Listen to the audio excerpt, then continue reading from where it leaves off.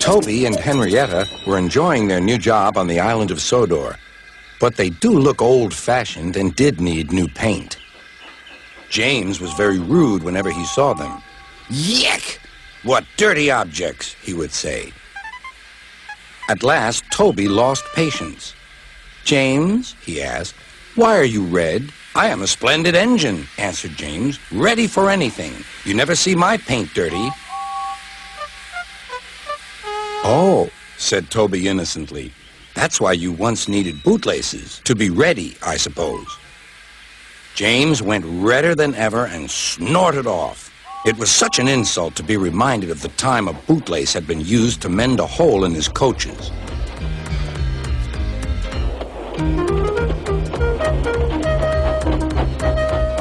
At the end of the line, James left his coaches and got ready for his next train. It was a slow freight, stopping at every station to pick up and set down cars. James hated slow freight trains. Dirty cars from dirty siding. Yeah!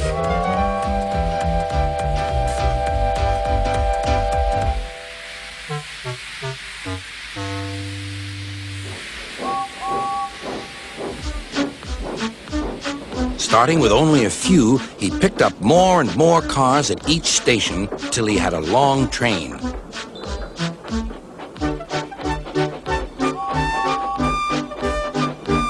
At first, the freight cars behaved well, but James bumped them so crossly that they were determined to get back at him. Presently, they approached the top of Gordon's Hill. Heavy freight trains halt here to set their brakes. James had had an accident with cars before and should have remembered this. "Wait, James, wait," said the driver, but James wouldn't wait. He was too busy thinking what he would say to Toby when they next met. The freight car's chance had come. "Hurrah! Hurrah!" they laughed, and banging their buffers, they pushed him down the hill. "On! On!" yelled the cars. "I've got to stop! I've got to stop!" groaned James.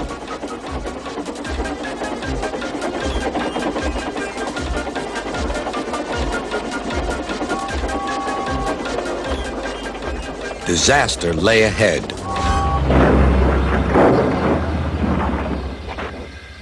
Something sticky splashed all over James. He had run into 2 tar wagons and was black from smokebox to cab. He was more dirty than hurt. But the tar wagons and some cars were all to pieces.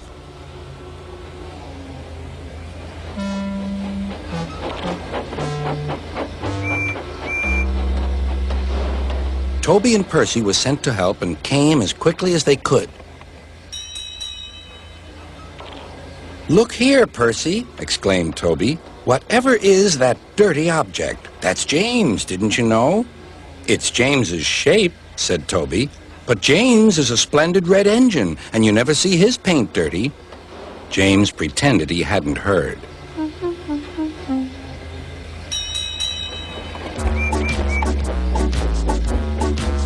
Toby and Percy cleared away the unhurt cars and helped James home.